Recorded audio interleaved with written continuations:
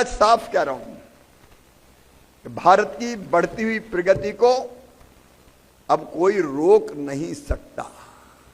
हम दुनिया की आज चौथी सबसे बड़ी अर्थव्यवस्था है और जल्दी तीसरी सबसे बड़ी अर्थव्यवस्था बनेंगे और 2047 में भारत होगा नंबर 1। कोई हमें रोक नहीं सकता।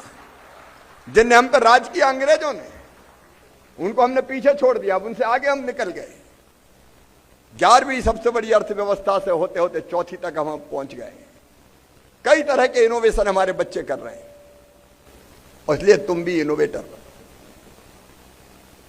मैं ऐसे नहीं आया कि एक मेडल पहना के फोटो खिंचवा के निकल जाऊं।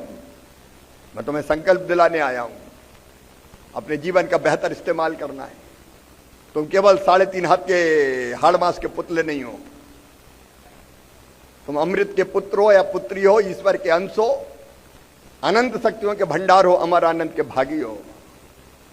तुम्हारे परिवार को भी तुमसे अपेक्षा है, तुम्हारी संस्था को भी तुमसे अपेक्षा, संस्थान को भी तुमसे अपेक्षा है और तुम्हारे प्रदेश और तुम्हारे देश को भी तुमसे अपेक्षा है।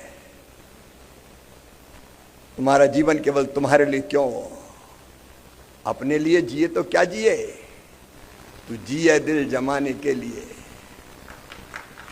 जीना उसका जीना है जो औरों को जीवन देता है।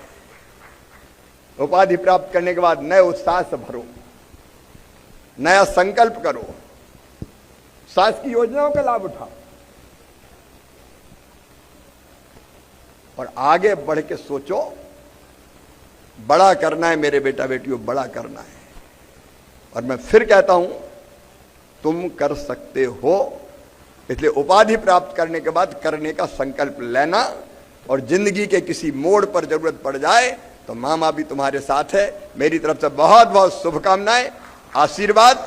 नए जीवन की ऐसी तैयारी करो और ऐसा लक्ष्य तय करके आगे बढ़ो कि दुनिया देखती रह जाए और लोग कहें कि सचमुच में ये है जिसने नई दिशा दिखा दी। बहुत बहुत धन्यवाद।